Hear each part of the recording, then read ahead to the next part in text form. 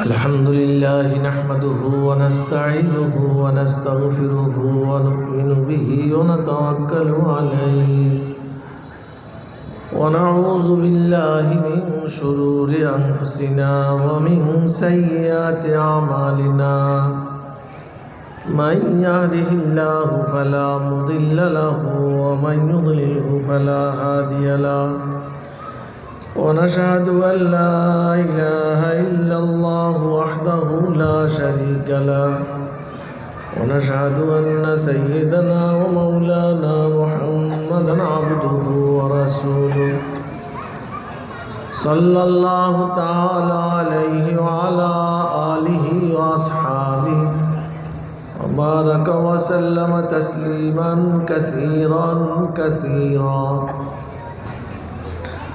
أما بعد فأعوذ بالله من الشيطان الرجيم بسم الله الرحمن الرحيم وعباد الرحمن الذين يمشون على الأرض هونا وإذا خاطبهم الجاهلون قالوا سلاما صدق الله مولانا العظيم وصدق رسوله النبي الكريم ونحن على ذلك من الشاهدين والشاكرين سبحانك لا علم لنا إلا ما علمتنا إنك أنت العليم الحكيم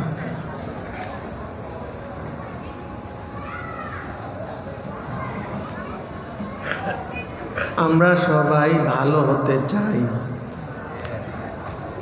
দুনিয়াতে সবাই ভালো হতে চায়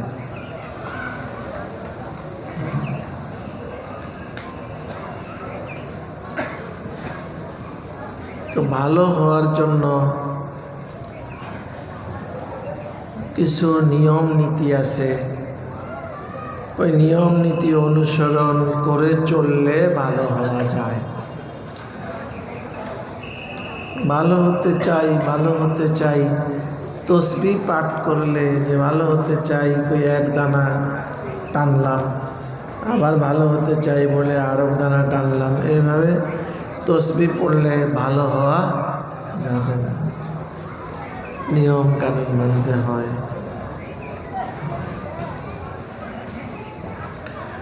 মুআশারা মানুষ সামাজিক জীব মানুষকে আল্লাহ মাদানী তবা বানাইছেন সামাজিক জীব বানাইছেন মানুষ একা একা জিন্দগি যাপন করবে এটা হবে না হয় না হযরত আলী কাররামাল্লাহু ওয়াজহা গালেবান ওনারে শের হবে এটা হযরত হোসেনকে উপদেশ দিচ্ছেন হুসাইন ইজা কুনতা বিবালদাতিন গরিবান ফাশির বিআদাবিহা হুসাইন তনবিন নাই হুসাইন ইজা কুনতা বিবালদাতিন গরিবান ফাশির বিআদাবিহা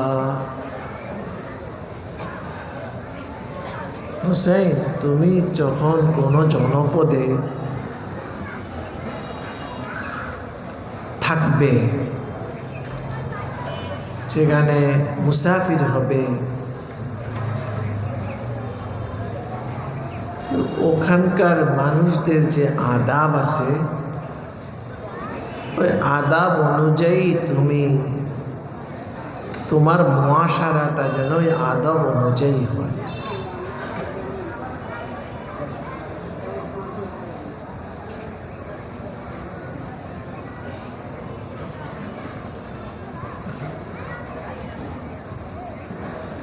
এখন মুআশারা মানুষের সামাজিকতা সামাজিক অবস্থান এগুলো বিভিন্ন রকম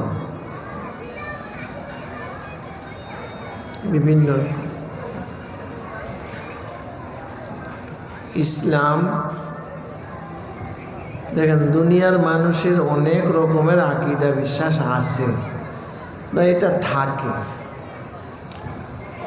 ইসলাম সঠিক আকীদা কি এটার একটা বিবরণ দিছে না? সঠিক আকীদা আল্লাহকে বিশ্বাস করা, রাসূলদেরকে বিশ্বাস করা, আমাদের নবীজি সর্বশেষ নবী, তার শরীয়ত আসার আগে অন্যান্য নবীদের শরীয়ত বলবৎ ছিল, কিন্তু আমাদের নবীর শরীয়ত আসার পর সব কি হয়ে গেছে? রহিত হয়ে গেছে। কিয়ামত পর্যন্ত এই দিন শরীয়তেই চলবে। পরকাল আছে, পরকালকে বিশ্বাস করতে হবে, কবর দিয়ে শুরু হবে, আখিরাতের প্রথম ঘাঁটি কবর। এগুলো আকায়েদুল ইসলাম।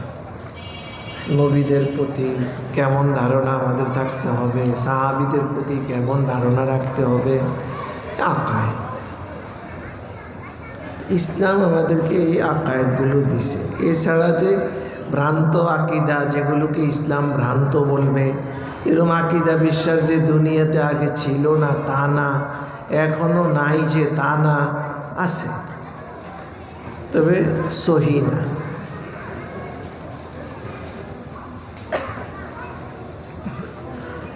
তো এমনিভাবে ইবাদত আছে, সব ধর্মের মধ্যে বিভিন্ন রকমের কি আছে? ইবাদত আছে। ইসলামও কিছু ইবাদত দিছে এবং ওগুলোই আল্লাহ পাকের কাছে একমাত্র গ্রহণযোগ্য, অন্যগুলো গ্রহণযোগ্য না।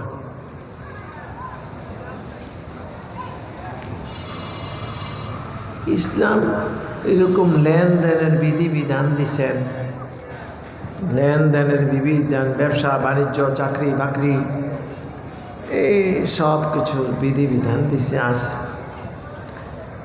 এরকম মুআশারাতি মাসলা, মানুষ যেহেতু মাদানীয় তবা এবং সামাজিক জীব,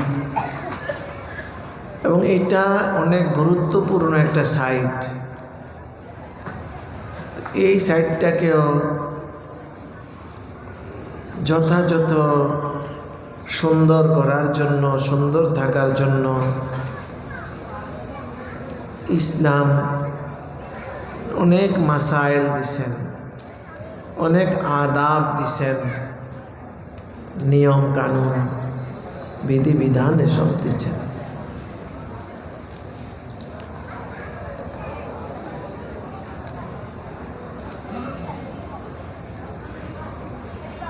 যেহেতু সামাজিক জীব, মানুষের একা একা চলা তো সহজ, বাকি আল্লাহ পাকের কাছে ওটা পছন্দ না। তার বিবি বাচ্চা নিয়ে থাকা, ভাই বেড়াদার নিয়ে থাকা, পাড়া প্রতিবেশী নিয়ে থাকা, থাকার অর্থ এটা না যে অগমত হয়ে যাব, না, এটা ইসলাম সমর্থন করে না। হ্যাঁ, তারা যদি পুরা শরীয়ত মতো থাকে, মুআশারাটা পুরা শরঈ, মুআশারা পুরা শরীয়ত মতো, তো থাকো ওদের সাথে, ওদের নিয়ে থাকো, ওদের মতো থাকো, সমস্যা নেই। তুমি তাদের নিয়ে থাকবা, তুমি যেহেতু দ্বীনের জন্যই মাসলাটা, বিষয়টা সামনে আসছে তোমার, এই জন্য তুমি নিজে মাসলাগুলো জানো, তাদের সাথে থাকো, তাদেরকে এগুলো শিখাও, তোমার দ্বারা যেন এই বিষয়ে শিক্ষা পায়, তোমার দ্বারা এই জিনিসগুলোর তারা এই বিষয়ে আলো পায়, যেন মুআশারাটা ধীরে ধীরে খুব সুন্দর হয়ে ওঠে, ভালো হয়ে ওঠে।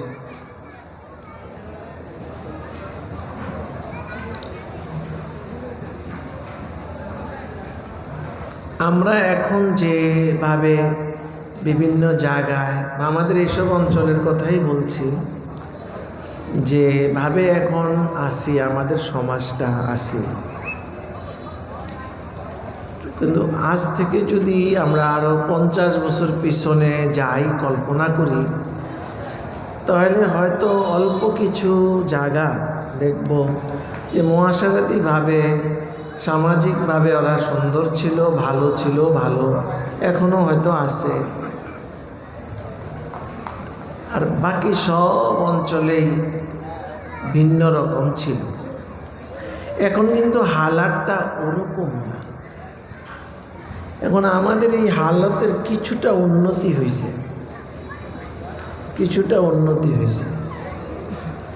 কেন উন্নতিটা হলো?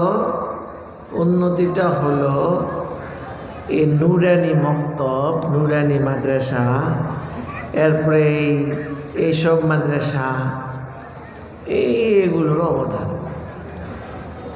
কেন? আলেম উলামা এখন পয়দা হয়েছে। 50 বছর আগে এর 100 ভাগের 1 ভাগও আলেম ছিল না। আমাদের চাঁদপুরে ছিল না, চাঁদপুরে ছিল একটা ইউনিয়নে একজন ছিল না। যেন আমাদের হাজীগঞ্জ থানা মনে হয় পুরাটা চিন্তা করলেও মানে অনেক হিমশিম খেতে হতো। একজন বাস্তব হক্কানি রব্বানি আলেম, যার দ্বারা ওই মুআশারাটা, ওই সমাজটা সুন্দর হবে, ভালো হবে, মনে হয় পাওয়া যেত না। হ্যাঁ, বিভিন্ন রকম আছে, এরকম ছিল, আছে। বাকি আসলে যাদেরকে ওলামায়ে হক্কানি রব্বানি বলে এবং এসব ফিকির নিয়ে চলে, এগুলো ছিল না। কিন্তু এখন আলহামদুলিল্লাহ অনেক আলেম ওলামা আছে, প্রত্যেক ইউনিয়নেই আছে, এবং একেবারে 1-2 জন না, বরং কিছু সংখ্যক আছে। এসব কিছু মিলিয়ে আমাদের এই মুআশারাতি বিষয়গুলো একটু ভালো হয়েছে। বাকি নিরঙ্কুশ হয় না, একটু ভালো হয়েছে, মামুলি কিছু ভালো হয়েছে। আমাদের সমাজে আগে অনেকগুলো জিনিস বেধড়ক চলত, ওগুলোকে সামাজিকতা মনে করা হতো। হয়তো একটা ভালো ধারণা থেকেই সেটার সৃষ্টি হয়েছে, না আসলে দেখা গেছে যে ওটা আসলে ভালো না। আলহামদুলিল্লাহ উলামায়ে কেরামের বরকতে ওগুলো সমাজ থেকে দূরীভূত হয়েছে। একটা উদাহরণ দিই, যেমন মনে করেন কোরবানির সময় গেলে প্রায় জায়গায় এলাকায় যত গরু কোরবানি সব এক জায়গায় নিতে হইব, ওখানে কোরবানি হয়ে ওখানে সামাজিক রেওয়াজ, এই কোরবানির গোশত কত ভাগ করবে, কিছু ভাগ তো জাগো কোরবানি করে দিব, বাকিগুলো এখানে রাখবে এবং বাধ্যতামূলক। এটার মধ্যে আবার 2 রকম। একরকম যারা গরিব কোরবানি দেয় না তাদেরকে লিল্লা বন্টন করে দিবে, বাকি দিতে হবে এখান থেকে বন্টন করবে, সমাজ বন্টন করবে। দ্বিতীয় আরেকটা ভাগ হইল যারা কোরবানি দিছে ওদের এই সবাই কিছু গোশত এখানে থাকবে, এই সব গোশতগুলোরে মিলে এলে খলত মলত কয়, এটারে আমগো ভাষায় এটারে খলত মলত কইরা এখান থেকে আবার সবাই ঘরে পাঠাবে, যারা কোরবানি দিছে তাদের ঘরে পাঠাবে। এগুলোতে কি হিকমত, কি রহস্য বাকি ছিল এগুলো, এবং এগুলোকে কেন্দ্র করে ঝগড়াঝাটিও হতো, অনেক কিছু। তো কিন্তু এটা শরীয়ত বিরোধী, শরীয়ত সমর্থিত না। কারণ কোরবানি একটা ইবাদত, এখানে মেন জিনিস হলো এরাকা, রক্ত প্রবাহিত করা। এটা হওয়ার পর এটা হইল, এখন গোশতের মালিক যে কোরবানি দিছেন, যার টাকায়, যিনি গরুটার মালিক, যিনি ছাগলটার মালিক, যিনি কি বলে এটাকে মহিষটার মালিক, কোরবানিটা তার, গোশতের মালিক সে। যদি 7 জনে মালিক হয়ে থাকে, 7 জন মালিক। এবং এখান থেকে কি গরিবকে দিবে বা দিবে না, কি ধনীকে দিবে বা দিবে না, এই ব্যাপারে পূর্ণ এখতিয়ার কোরবানি দাতার, পূর্ণ এখতিয়ার তার। এটা হলো শরীয়তের মাসলা, তার পূর্ণ, এটা তার ইচ্ছা। সবটা নিজে রাখতেও পারে, সবটা আবার বিলেও দিতে পারে। কিছু রাখলো 3 ভাগ করে, 1 ভাগ রাখলো, আরও ভাগ আত্মীয় স্বজন আসবে, মেহমানদারি হবে, তাদের জন্য রাখলো, আরও ভাগ গরিব মিসকিনকে দিল।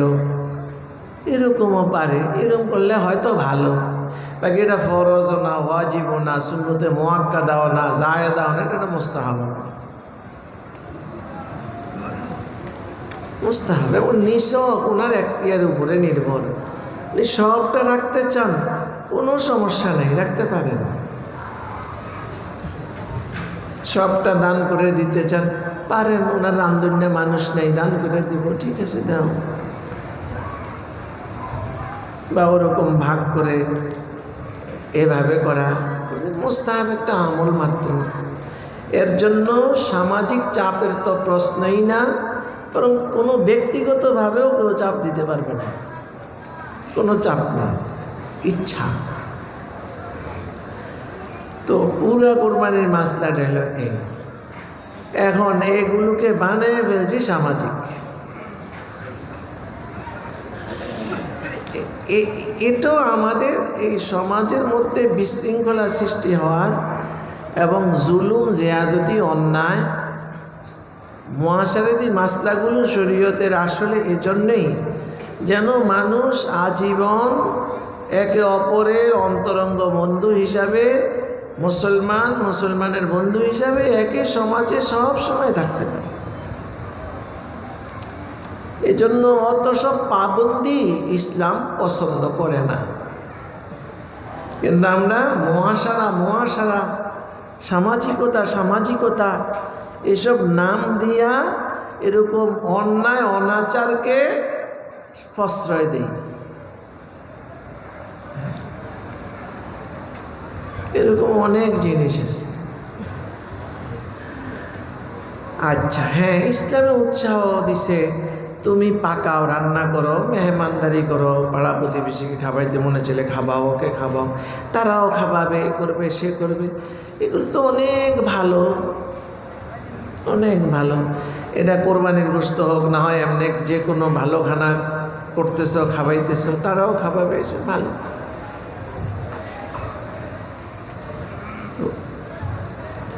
তো যেটা আসলে হওয়ার দরকার ওটা না হইয়া অন্য বিষয়গুলো হচ্ছে, যেটার প্রভাব আমাদের সুন্দর মুআশারাকে ধ্বংস করছে।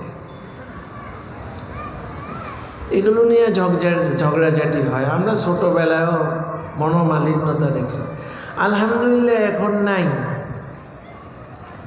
আমাদের এলাকায় যেদিন থেকে ফুলছড়া মাদ্রাসা শুরু হয়েছে, মোটামুটি এর পরের থেকে ধীরে ধীরে গেলে সব চলে, কিচ্ছু নেই একেবারে। এবং শরীয়তের এই বিষয়ে যে রূপরেখা, মানুষের রূপরেখা অনুযায়ী চলে, ওই অনুযায়ী চলে, ভালো, সুন্দর। এবং গরিব আগে যা পাইতো তার চেয়ে বেশি পায়। গরিবরা আগে যা পাইতো তার চেয়ে বেশি পায়।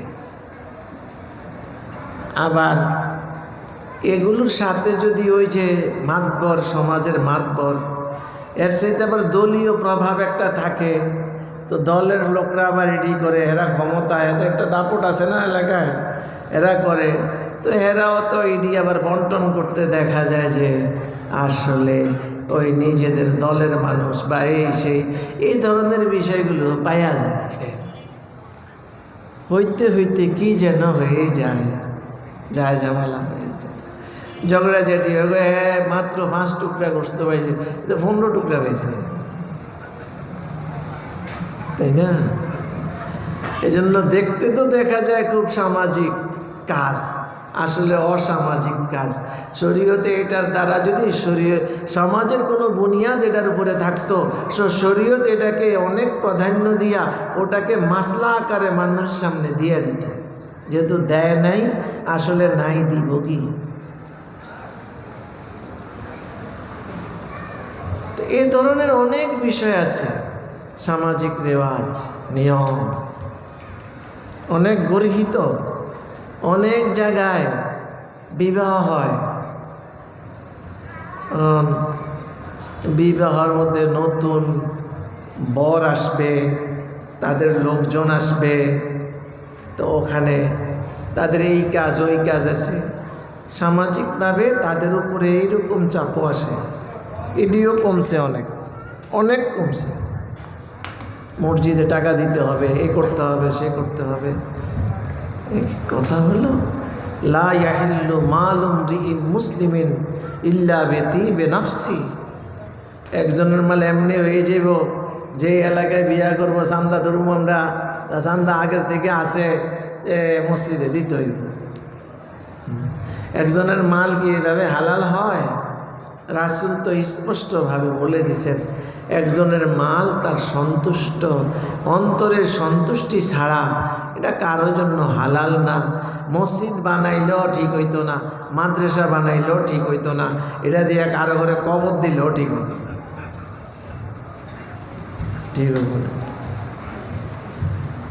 এই ধরনের অনেক রেওয়াজ আছে যা আমাদের সমাজে চলে আসছে। এগুলো আমাদের মুআশারাকে, আমাদের সমাজকে কোনো উপকার দিচ্ছে না, আসলে অপকার আসছে, অপকার আসছে।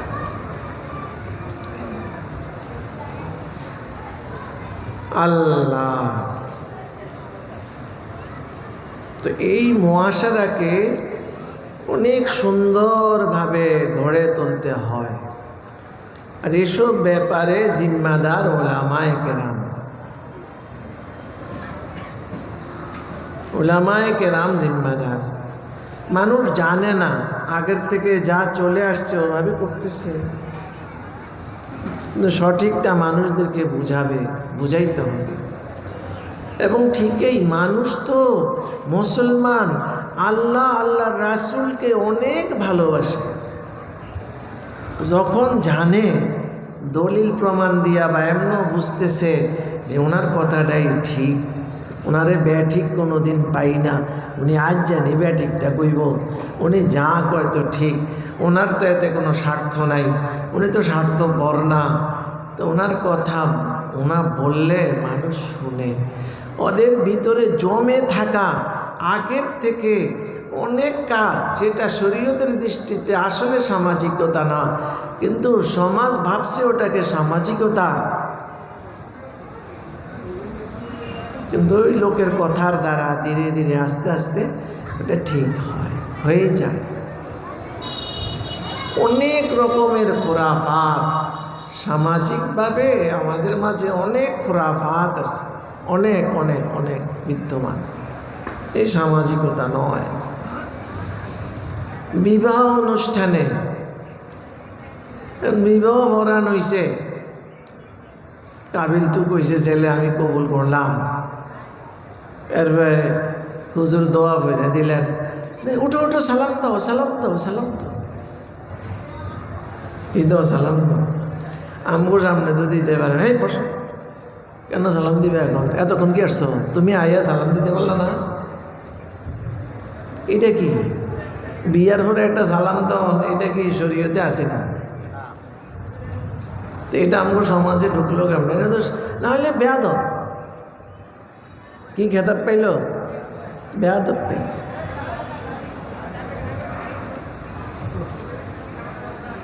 এই সমাজের সংস্কার দরকার। এটা ওলামায়ে কেরাম বলবে, ভাই সালাম তো প্রথম যখন আসছে তখনই হয়তো সালাম দিছে, মজলিসের সবাইকে সালাম দিতে হয় এমন তো কোনো কথা না। আর বিয়ার পরে কোনো সালাম নাই, সালামের বিধান আসসালাম কাবলাল কালাম। এত কথা কইয়া কবুল টুবুল কইয়া হারাম রে হালাল বানাইয়া, বউটা হারাম ছিল তাহলে এখন হালাল হইল, এখন সালাম দিতেছে। সালাম তো শুরুতে দেয়। মজলিসে যখন আসছে, মজলিসে আসতে বসবে, আসসালামু আলাইকুম ওয়া রাহমাতুল্লাহ, বসলো, বিয়ার জন্য বিয়ে শাদী হইল, এখন ওইটা সালাম দিবে না, দিবে না সালাম।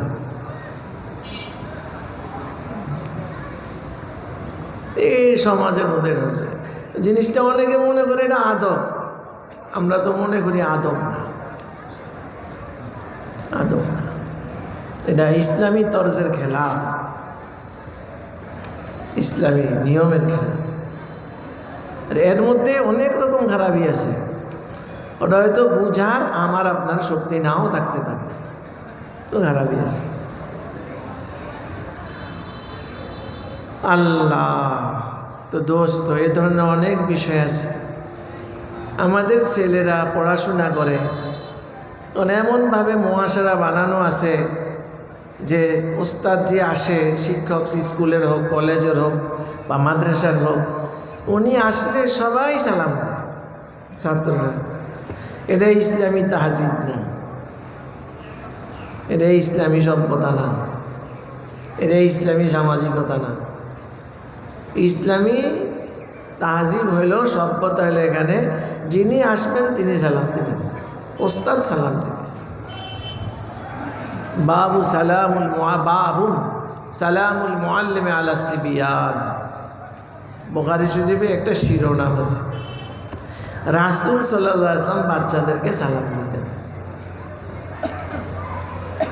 তো ইমাম বুখারী এটা থেকে মাসলা বের করছেন যে ওস্তাদ সালাম দিবে কাদেরকে, কারণ এটা ইসলামের উসুলের উপরে, উসুলের সাথে মিলে। ইসলামের উসুল হইল যে আসবে সে সালাম দিবে। যে এখানে যেমন আমি আসলাম বা ওলামায়ে কেরাম আসবে, এখন কি উনি আইসা সালাম দিবে না, না আপনারা সালাম দিবেন, উনি জবাব দিব? হ্যাঁ, নিয়ম হলো এটা, এটা একবারে হাদিসে আছে এবং নিয়ম এভাবেই দেওয়া, যে আসবে সে সালাম দেবে। সালাম এটা আমাদের একটা বহুত বড় ইবাদত, এবং এটা আমাদের মুআশারার মধ্যে মুআশারাতি বিষয়, অনেক বড় এক বিষয় এটা সালাম। এই সালামের অনেক বিধিবিধান আছে, কিন্তু আমরা দৈনন্দিন এই মুআশারাতি মাসআলাটাকে আমরা ফলো করি, কিন্তু আসলে সঠিক আদব এখনো রক্ষা হয় না, এখনো রক্ষা হয়। তো যিনি আসবেন তিনি সালাম দিলেন। তো ও শিক্ষক আসছে, ছাত্ররা তো আগেই বসা না, সে তো বেঞ্চে বসা বা টেবিলে বসা বা মাদ্রাসায় চাটাইতে বসা। ওস্তাদ আসছে সবক পড়াবে, ওস্তাদ মা ঢুকতেই আসসালামু আলাইকুম ওয়া রাহমাতুল্লাহ বলবে, আর ওরা জবাব দিব ওয়ালাইকুম আসসালাম ওয়া রাহমাতুল্লাহি ওয়া বারাকাতুহু। সালাম যিনি দিবেন তিনি আসসালামু আলাইকুম ওয়া রাহমাতুল্লাহ পর্যন্ত বলবেন, আর যিনি জবাব দিবেন উনি একটু বাড়াইয়া বলবেন, কারণ যিনি সালাম দেয় তার থেকে আহসান হলে ভালো। উনি সালাম দিয়েছেন আসসালামু আলাইকুম ওয়া রাহমাতুল্লাহি ওয়া বারাকাতুহু, 3 শব্দ। জবাব দেনেওয়ালায় ওয়ালাইকুম আসসালাম ওয়া রাহমাতুল্লাহি ওয়া বারাকাতুহু। এখন যে সালাম দেয় হে যদি সবটি কইয়ালায় আসসালামু আলাইকুম ওয়া রাহমাতুল্লাহি ওয়া বারাকাতুহু, তো জবাব দেনেওয়ালা তো এতটুকুই দিবে, তো এর থেকে ভালো একটা দেওয়ার আর তার সুযোগ নেই। এজন্য নিয়ম হলো এটা, যিনি সালাম দিবেন তিনি আসসালামু আলাইকুম ওয়া রাহমাতুল্লাহি ওয়া রাহমাতুল্লাহ বলবেন, আর যিনি জবাব দিবেন ওয়ালাইকুম আসসালাম ওয়া রাহমাতুল্লাহি ওয়া বারাকাতুহু। বিষয় বুঝে আসছে ভাই? একদিন একজন আমাকে সালাম দিছেন আসসালামু আলাইকুম ওয়া রাহমাতুল্লাহি ওয়া বারাকাতুহু ওয়া মাগফিরাতুহু ওয়া জান্নাতুহু, সালাম দিছে। এটি সব আবেগ, দিন শরীয়ত কিচ্ছু নেই, শুধু আবেগ। হুজুর রে পাইছি অনেকদিন পরে, আজ একটা সালাম দেই, আবার গ্রামে তো সালাম কয় না, সালাম হালকি কয়, সালাম হালকি। সালাম রে হালকি দেয় না কি কয় আল্লাহ জানে। যাই হোক, সালাম। এই যে সালামে হোক জবাবে হোক অবারাকাতু পর্যন্ত সাবেত, এরপরে আর মাগফিরাতু সাবেত নেই, এটা কেউ সালামে দিবে না। সালাম দেনেওয়ালাও না, উত্তর দেনেওয়ালাও না, অবারাকাতু পর্যন্তই শেষ। অমাগফিরাতু বলা যাবে না, অজান্নাতু বলার তো প্রশ্নই আসে না, এরকম। ঘরে যে বাহির থেকে ঘরে যায় তিনি সালাম, তিনি আসছেন, তিনি আনেওয়ালা, তিনি সালাম দিবেন। ঘরের সালামের মধ্যে একটু ব্যাখ্যা আছে। একটা হলো সালামি ইস্তেজান, মানে আমি ঘরে প্রবেশ করার জন্য অনুমতি চাচ্ছি, এ বিষয়ে সালাম দেওয়া, এটা ইসলামী আদাব। ভিতর থেকে জবাব আসলে তো ভালো, যেতে বললে যাবেন। 3 বার সালাম দিলেন, কোনো জবাব আসলো না, তো চলে যেতে হবে, ঢোকা যাবে না। আচ্ছা, এবার সালামের পর বলছেন ঘরে আসেন, ঘরে আসেন।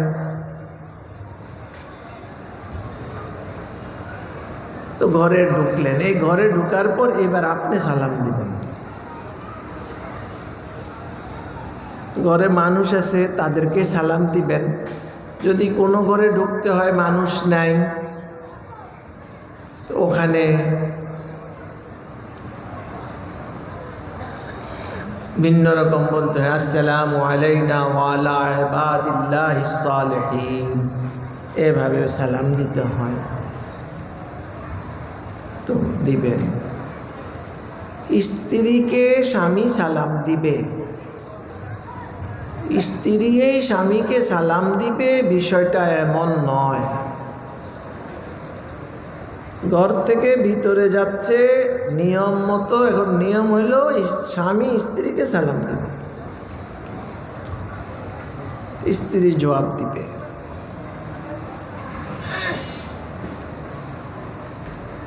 হ্যাঁ, ঘরের ভিতরে আসি, একটু কিছুর আড়াল হইল, আবার আসলাম, এখানেও সালাম দিতে হয়। যেমন হাদিসে আছে, একটা গাছ, 2 জন সাহাবী একসাথে হয়েছেন, একে অপরকে সালাম দিছেন, কিন্তু এরপর আবার 2 জন বা 1 জন একটু অন্য জায়গায় একটু সামান্য গাছের এই পাশ দিয়ে আসছে, এখন আবার সালাম দিবেন, জবাব দিবেন। মানে ইসলামের মানসা হলো সালামটা যেন খুব বেশি বেশি উচ্চারিত হয়, অনেক বেশি, কারণ এটা দোয়া, এটা জিকির, এটা এক বহুত বড় মহাশারাতি বন্ধন, এটা মানুষের মহাশারাতি সম্পর্কে অনেক অনেক মজবুত করে, অনেক মজবুত। মহাশারা মানে সামাজিকতা, কি সামাজিক, অনেক মজবুত করে, অনেক মজবুত। যেখানের যেই সমাজ সেখানে সেরকম, এগুলো ভালো কথা নয়। যেখানে সমাজ শরীর আদাবের ভিতরে আসে, ওখানকার মতো করে চলো, কোনো সমস্যা নেই।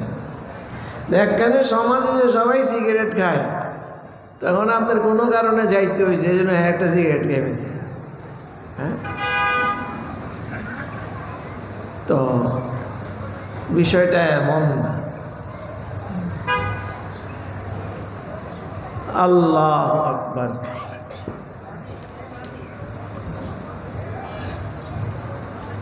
বাচ্চাদেরকে সালাম দিবেন, এরকম না আমার ছেলে আমাকে সালাম দিবে। উসুল মোতাবেক আপনার ভাগে সালাম দেওয়ার বিষয় আসলে আপনিই দিবেন। আম হালতে যে সালাম দেয় তার অনেক লাভ, এবং বাবা ছেলেকে সালাম দিলেই এই ছেলে একদিন বুঝবে যে সালাম দেওয়া অনেক ভালো জিনিস, ও নিজের থেকেই সালাম দিতে থাকবে। আমরা তাকে সালাম দিব না আর তাকে সালামের জন্য শাসাবো, সে তো অভ্যাসে আসে না। তার অভ্যাস আসবে কেন? তার বাবাও তারে সালাম দেয় না, তার মাও তারে সালাম দেয় না, অভ্যাস হইব কেমনে? এই জন্য শাসানো যাবে, সালাম সহজে বের হইত না। সালাম বের হওয়ার পদ্ধতি এটাই যে আমরা তাদেরকে সালাম দিতে থাকি, একেবারে ছোট থেকেই আসসালামু আলাইকুম সালাম দিতে থাকবেন, দিবেন। আল্লাহ দোস্ত, মানুষ সামাজিক জীব শব্দটা অনেক ব্যাপক, সামাজিকতা শব্দটা অনেক ব্যাপক। এ কত বিষয় বলা যাবে, কত বিষয়। আবার দেখা যায় একটা জিনিস আসলে ইসলামে এটাকে সামাজিকতা হিসেবে গ্রহণ করে না, বরং এটার পিছনে ইসলামের নিষেধাজ্ঞা আছে এবং এতে অনেক রকমের খারাপিও আছে যেটা ইসলাম বুঝছে। কিন্তু এখন এটা না করলে অসামাজিক। বিবাহ হয়েছে, একটা বিবাহ হবে, এখন বিবাহের মধ্যে বিবি বাচ্চা নিয়ে যেতে হবে, এটা একটা নিয়ম, সামাজিকতা। জানে ওখানে 100% বেপর্দা হবে, বেডির বেপর্দা তো হবেই, বেডা নয়। পর্দা কি শুধু বেটির জন্য না বেটার জন্য? বেটার জন্য। বরং মহিলাদের পর্দা তো সহজ, আর পুরুষদের পর্দা তো অনেক কঠিন। এখন ওখানে যাব না আমি, এখন আমার উপরে একটা খেতাব আসবে অসামাজিক। কি বলবে? অসামাজিক। এই হাজারো কোটি মানুষের এই অসামাজিক বলায় কিছুই আসবে না, কিছুই হবে না। হ্যাঁ, আমার দায়িত্ব, আপনারা যারা এরকম অসামাজিককে সামাজিক বইলা যাবেন না, তাদেরকে এটা স্পষ্ট বলে দিতে হবে, আমি এজন্য যাচ্ছি না, ওখানে বেপরদিগি হবে, এজন্য যাচ্ছি না। কোটি টাকা দিলেও আমাকে নিতে পারবেন না, পারবেন না, স্পষ্ট বলবেন। আর এটা শুনতে শুনতেই তাদের সংশোধন হবে, ইসলাহ হবে। এখন এটার একটা প্রভাব ভালোই পড়ছে, একেবারে খুব খারাপ না, তবে বেশি ভালো না। এখন ওই করে কমিউনিটি সেন্টারে দুইটা ভাগ করে, মহিলাদের জন্য আলাদা, পুরুষদের জন্য আলাদা। মহিলাদের জন্য মহিলারা সেবা দেয়, পুরুষদের জন্য পুরুষরা। কিন্তু উঠানামের না সিঁড়ি কিন্তু একটাই, উঠতে নামতে যাইতে আইতে তালতো ভাই খালতো ভাই মামতো ভাই, মানে বহু কিছু চলে, অনেক কিছু চলে। হ্যাঁ, এগুলো তো যাবেন না। আপনার ঘরে অসামাজিক কইব, আমার হাওয়ালা দিয়েন, বলো, যাবেন না। তো আল্লাহ, এরকম অনেক জিনিস আছে। 4 ভাই, একজন মাদ্রাসায় পড়ে, বাকি 3 জন স্কুল কলেজে পড়ছে। একজন মাদ্রাসায় পড়া দাওরা হাদিস পড়তেছে, পেফতা পড়তেছে বা ফারেক হইছে, এরকম এত কিছুটা ভালো মন্দ দিন শরীয়ত বুঝছে। ওই ভাবিদের সাথে বসে একসাথে খানা খাবে না। এগো সামাজিকতা কি, পারিবারিকভাবে সবাই একসাথে বসে খানা খায়, মা বাবায় প্রেশার দেয়। এখন এত পারে না, ওখানে যায় না, তখন কি অসামাজিকতা, কি পাইছ, কোথায় পারছো, কোথায় করছো এসব কিছু। আপনাদের আরো শক্ত হবেন, মোটেই যাব না।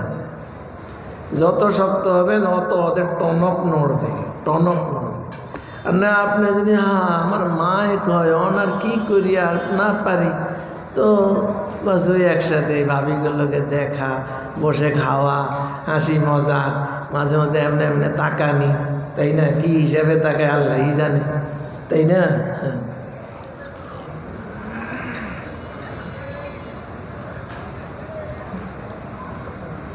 আলহামদুলিল্লাহ। একখানে খানার মসজিদ চলছে, একজনের বিবি আছে, বিবির বাচ্চা আছে, বাচ্চা মানে ছেলে আছে, মেয়ে আছে, তো সবাই বসছে খানা খেতে। একজন বন্ধু আছে, যে ছেলেটা আছে না, ছেলেটা একটা বন্ধু আছে, বা ওই গৃহকর্তারে একটা বন্ধুরও দাবাত দিছে। তো এর স্ত্রী আছে, খানা পরিবেশন করতেছে, খাইতেছে, সবাই মিলে ঝোলেই নিতেছে, খাইতেছে। এখন সে তো তার স্ত্রীর দিকে নজর দিল, আমার স্ত্রী হিসাবে নজর দেখ, তার মনে যত খেয়াল তার সব কোনো সমস্যা নেই। আর একটা ছেলে, তার মা একেবারে পুত পবিত্র একটা নজর দেয়, যেই নজরে কি কবুল হজের সওয়াব পায়, এরকম নজর দেয়। মেয়ে নজর দিল তার মার দিকে। এই যে ওই লোক নজর দিব কি দিয়া, কি বুঝা নজর দিব? ওমরা হজের সওয়াব পাইব না? হ্যাঁ স্ত্রী, এই জন্য নজর দিব। এর নজরটা কি? এটা কোন নজর? এটা কোন নজর হবে? এটা এই ভণ্ডামির নাম হয়েছে সামাজিকতা। এই ভণ্ডামির নাম, এটা ভণ্ডামি, এটার নাম দিছে সামাজিকতা।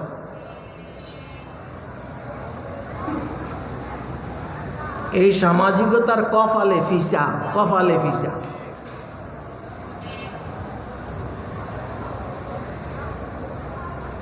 দোস্ত, এভাবে অনেক কিছু আছে আমাদের।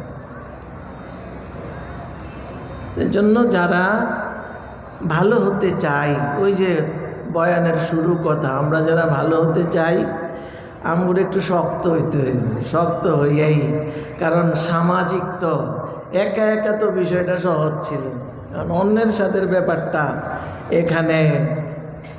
আবার যেখানে শরীয়তে সুযোগ দিছে অবশ্যই সেই অনুযায়ী তাদের সাথে কাজ করবেন, কোনো সমস্যা নেই সেখানে, বরং ভালো সওয়াব হবে।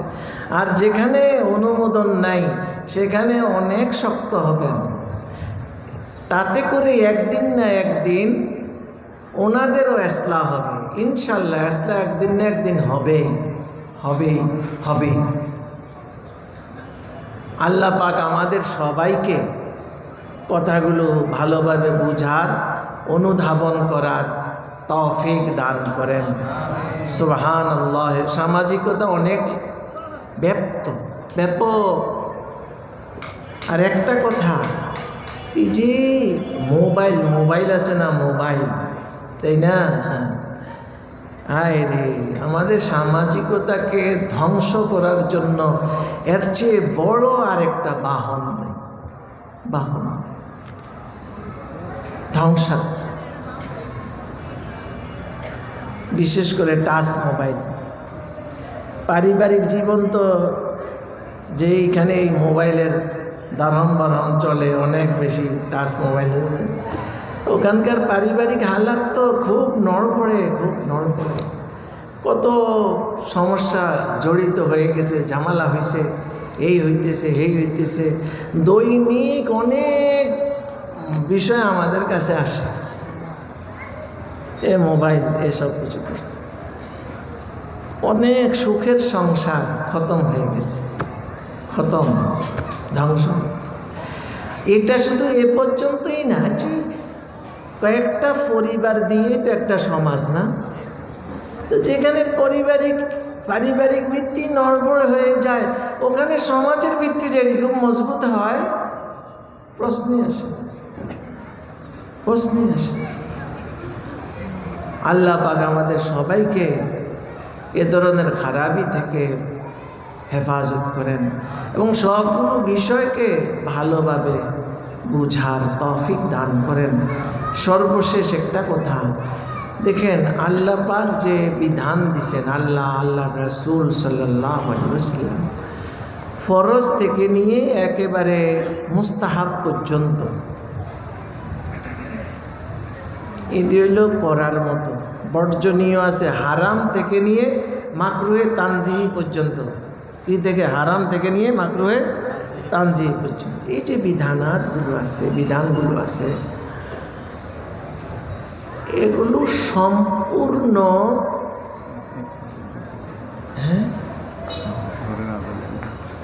অত দেরি আমি এখন থাকতে পারবো। আচ্ছা ঠিক আছে, চলো। এই সম্পূর্ণ বিধানগুলো এজন্য দেওয়া হয়েছে, এজন্য যেন মাসালেহ এবাদের হেফাজত হয়।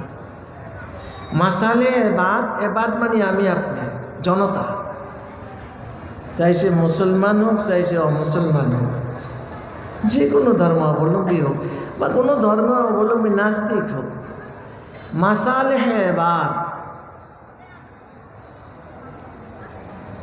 এই আল্লাহর সৃষ্টি মানুষের কল্যাণ, এই কল্যাণটাকে পুরা সংরক্ষণ করার জন্যে এই বিধিবিধানগুলো দেওয়া হয়েছে। আর যত জিনিস ওই হারাম থেকে মাকরুহ তানজিহ পর্যন্ত যত জিনিস নিষেধ করা হয়েছে, এই মানুষের মাসালেহকে সংরক্ষণের জন্য আর মানুষের মাফাসেদ মানে অকল্যাণকর, মানুষের অকল্যাণকর সব বিষয় থেকে মানুষকে মুক্ত করার জন্য, মানুষকে হেফাজতে রাখার জন্য এসব দেওয়া হয়েছে। দেনেওয়ালাকে আল্লাহ, যিনি একমাত্র জানেন মানুষের আসলে সঙ্গতি কতখানি, সম্ভাবনা কতখানি, মানুষ কোন জায়গায় গিয়ে হোঁচট খেয়ে যাবে, প্রথম বুঝতেছে ভালো, আসলে হোঁচট খেয়ে যাবে, এটা কে বুঝে? আল্লাহ পাক জানেন। আমরা যে কত দুর্বল, খুলিকাল ইনসানু যায়ীফা, দুর্বল না? আচ্ছা, মেয়ের বিবাহ, মহিলার বিবাহ হইল, মেয়ের বিবাহ হইল, কিন্তু শাশুড়ি ও জোয়ান যুবতী মানুষ, এখানেও শরীয়তে একটু রোক টোক আছে, যদিও দেখা যায় শাশুড়ির সাথে দেখা দেওয়া যায়, তারপরেও একটু বেঁচে বেঁচে থাকা, বেশি সামনাসামনি বেশি একটা না, এটা শরীয়তের বিধান। ফরজ বলে নাই, তারপরও সতর্কতা কিছু বিষয় এখানে রাখছে আছে, মানুষের কল্যাণেই তো রাখছে। কিন্তু দুনিয়াতে এরকম ঘটনা অত কম ঘটে নাই যে শেষ পর্যন্ত শাশুড়ি জামাইয়ের সাথে চলে গেছে, মেয়েটা রয়ে গেছে। বুঝেন নাই? হ্যাঁ, কম ঘটে নাই। এগুলো কয়টা ঘটছে না ঘটছে, আমাদের মতো কয়েকজনকে যে গেলে এত ডিভাইবেন। আমি একজনের কাছে কয়েকটা পাইবেন, আরেকজনের কাছে কয়েকটা পাইবেন, আরেকজন কয়েকটা পাইবেন, কারণ ওখানে ঘটনা ঘটছে আরই তো ওনাদের কাছে আইছে। বুঝেন নাই কথা? এরকম অনেক জায়গায় অনেক অনেক ঘটনা, অনেক ঘটনা। আল্লাহ দোস্ত, বুঝার বিষয়। আমগো মন পরিষ্কার, কি পরিষ্কার? মন পরিষ্কার। বিয়ার সময় মন পরিষ্কার ছিল না জামাইরও মন পরিষ্কার, শাশুড়িরও মন পরিষ্কার। আল্লাহ জানে পরিষ্কার কতক্ষণ থাকবো। দুনিয়াতে যত বিষয় আছে, মানুষ সবচাইতে দুর্বল হইল খাহেসাতের কাছে, আর এর মধ্যে যৌন প্রবৃত্তির কাছে সবচাইতে দুর্বল। যৌন চাহিদা, যৌন তাকাজার সবচাইতে দুর্বল, একেবারে দুর্বল। আল্লাহ পাক এগুলো খুব ভালো করে জানে, এ জেনেই তিনি পর্দার বিধান দিয়েছেন। পর্দা এবং শক্ত শক্ত। মহিলাদের শুধু শরীরের পর্দা না, তার কাপড়েরও পর্দা করতে হয়। কাপড়টাকেও বাইরে হইতে হইলে বোরকা দিয়ে ঢুকাইতে হয়। আর বোরকাটা তো হবে এমন যেটার মধ্যে কোনো আকর্ষণের কিছুই থাকতো না। এখন তো যত আকর্ষণীয় জিনিস আছে সব বোরকায় লাগায়। হ্যাঁ, যেন ভাবটা সাবিনী সাবিনী সাবিনী হ্যাঁ, লা হাওলা ওয়ালা কুওয়াতা ইল্লা আল্লাহ। তো যত মাসালে আছে, মাসালে মানে কল্যাণ, এটাকে সংরক্ষণ করাই শরীয়তের উদ্দেশ্য ছিল। অজয় শরীয়তের গরজ, শরীয়তের বিধান দেওয়ার আল্লাহর একমাত্র উদ্দেশ্য এটা। কারণ আমি জানি আমার বান্দা কোনখানে গিয়ে খতম হয়ে যাবে, কোনখানে গিয়ে সে হোঁচট খেয়ে যাবে, কোনখানে যাওয়ার পরে তার ইজ্জত সম্মান সব শেষ হয়ে যাবে। আমি জানি, ওভাবে বিধান দিয়েছে। এরকম নিষেধ করছে অনেক জিনিস আল্লাহ জেনে শুনেই। আবার এটারে মোস্তাহাব কইছে, আদব কইছে, যাই না শুনেই। এটা করলে তাদের আমল ভালো হবে। একজন মানুষ ব্যক্তিগতভাবে ভালো হলে, এভাবে কয়েকটা মানুষ ভালো হলে ফ্যামিলির পুরা ফ্যামিলি ভালো হয়ে যাবে। এদের এটাই তো বেহেশতের মতো একটা জিন্দেগি পাইব। আর প্রত্যেকটা ফ্যামিলির ভালো হয়ে গেলেই তো একটা সুন্দর সমাজ হয়ে গেল, তাই না? এই জন্য দোস্ত, খুব ভালোভাবে মনে রাখা যে মাসালেহ ইবাদ আর মাফাসিদে ইবাদ। মাসালেহ ইবাদ আল্লাহর বান্দাদের কল্যাণ, এটার পুরা সংরক্ষণের জন্যে আল্লাহ পাক বিধিবিধান দিছেন। আর মানুষের ক্ষতির কারণ, ধ্বংসের কারণ, ধ্বংস হতে পারে, ক্ষতি হতে পারে, এ ধরনের যত বিষয় আছে এগুলো থেকে যেন মানুষ সুন্দর থাকে, মানুষের জীবনটা পাপ পঙ্কিলতা মুক্ত থাকে, সুন্দর থাকে, অনুসরণীয় হয়, এজন্য বিধিবিধানগুলো দিছেন। এটা বুঝতে আমরা কেউই যেন ভুল না করি। আর আল্লাহর বিধানকে বিন্দু পরিমাণ নিজের যুক্তি বুদ্ধি দিয়ে এটার বিচার বিশ্লেষণ না করি। কি দিয়ে? যুক্তি বুদ্ধি দিয়ে, আকল। আচ্ছা, কি আকলটা আছে আমার আপনার? যুক্তি বুদ্ধি কদ্দুর আমাদের, আর আল্লাহটা কদ্দুর? আমারটা তো মাত্র এখনকার জন্য, একটু করে যে আমি এটাতে আসার খাইয়া মরব, ওটা তো আমাদের যুক্তি বুদ্ধিতে নাই, আসে না, নাই। এই জন্য মানুষ তার যুক্তি বুদ্ধি অনুযায়ী চলে। এই পৃথিবীটা আল্লাহ বানাইছে, মানুষে চিন্তা করতে কইছে। অনেকে চিন্তা করতে করতে খালি এতক্ষণ মাথা ঘুরে। ওই দিন কইছে যে হ্যাঁ পৃথিবী ঘুরে। কি ঘুরে? ঘুরে। আচ্ছা, এইটা বাদ হয়ে গেল। আরেকটা নতুন থিওরি এলো, আগেরটা ফোঁসা, এই ফোঁসা আন্ডা ফেলে দাও, ভেঙ্গে ফেলো, শেষ, ফোঁসা আন্ডা শেষ। নতুন আন্ডা আইছে, ডিম নতুন একটা বাইর করছে নাকি। পৃথিবী ঘুরে না, সূর্য ঘুরে। কি ঘুরে? পৃথিবী ঘুরে না, সূর্য ঘুরে। এটাও গেল। আবার নতুন যুক্তি বুদ্ধিওয়ালারা আসছে, তারা এসে বলতে চাইছে না, এটাও ঠিক না, পৃথিবীও ঘুরে, সূর্য ঘুরে। তো আমি লগে যোগ করছি, লগে লগে ওনাদের মাথাও ঘুরে। আল্লাহর জমিনটা, আল্লাহর আসমানটা কত ঘুরাইলো খালি। কতক্ষণ এইটা ঘুরে, এটা ঘুরে না, আবার এইটা ঘুরে, ওটা ঘুরে না, আমাকে সবটি ঘুরে। তো কি কইবেন আর, এখন মাথা ঘুরে, আসলে আর কিছু ঘুরে না। দোস্ত, এটাই মানুষের আকল বুদ্ধি। আকল বুদ্ধি দিয়ে যা ধরো তাই বলে, পরবর্তী বিজ্ঞানীরা এসে ওটাকে একেবারে ফোঁসা আন্ডা করে নিক্ষেপ করে ফেলে দেয়। এরকম। এজন্য আল্লাহ পাকের কোনো হুকুম আহকাম চাই সেটা মুস্তাহাবই হোক বা মাকরু তানজিহি হোক। মুস্তাহাব হলে করণীয়, একেবারে ভালো করলে, মাকরু তানজিহি ছাড়লে ভালো, মাকরু তানজিহি ছাড়লে ভালো, মুস্তাহাব করলে ভালো।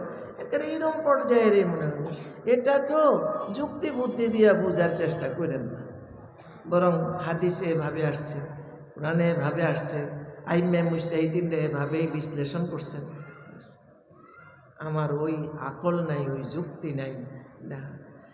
আল্লাহ আল্লাহ রাসূলের হুকুমের সামনে যুক্তি বুদ্ধি দিতে যাইবা, এটা তো ইবলিসের কাম। হ্যাঁ, যেটা আল্লাহর কথা না, রাসূলের কথা না, এই ধরনের অনেক কথা, এই জন্যে কয় এই জন্যে, ইটিদের পিছনে সারাদিন যুক্তি বুদ্ধি ঘাড়াও। আল্লাহর কথা রাসূলের কথা এর পিছনে যুক্তি বুদ্ধি ঘাটাইয়া তুমি যাচ করবা এটা কেমন হলো, কথাটা ভালো হলো না মন্দ হলো। হ্যাঁ, এটা তো শয়তানের কাম। আল্লাহ কয় তুমি আদমকে সিজদা করো,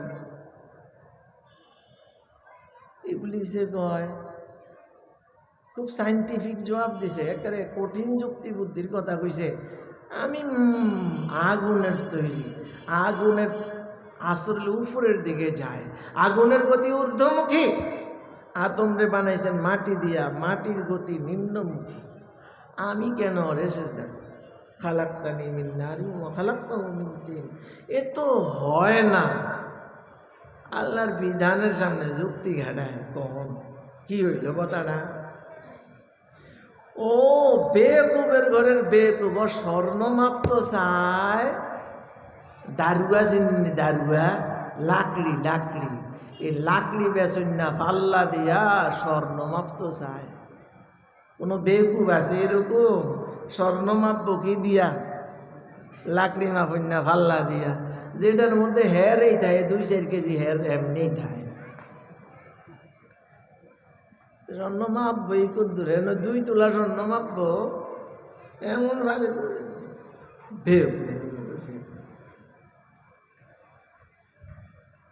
আমার আপনার আকল বুদ্ধি শরীয়তের হুকুম আহকাম মাফ আর প্রশ্নই আসে না, ওটা তো স্বর্ণ, আর আমরা দিল দারুয়া, দারুয়া, দারুয়া। এই জন্য কোনোদিন এই দিনের চিন্তাও করে না, আল্লাহর কথা রাসূলের কথা। আল্লাহ পাক আমাদেরকে কথাগুলোর উপর যথাযথ আমল করার তৌফিক দান করেন, বুঝার তৌফিক দান করেন। সুবহানাল্লাহি ওয়া বিহামদিহি, সুবহানাকা আল্লাহুম্মা ওয়া বিহামদিকা, আশহাদু আল্লা ইলাহা ইল্লা আনতা, আস্তাগফিরুকা ওয়া আতুবু ইলাইক। আসসালামু আলাইকুম ওয়া রাহমাতুল্লাহি ওয়া বারাকাতুহু।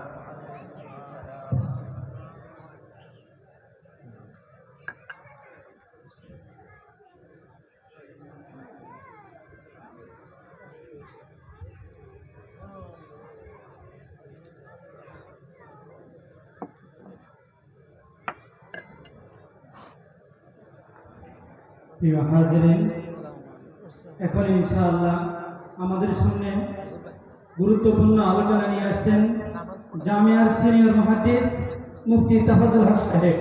আমরা সকলে ইনশাআল্লাহ জমে বসে থাকি।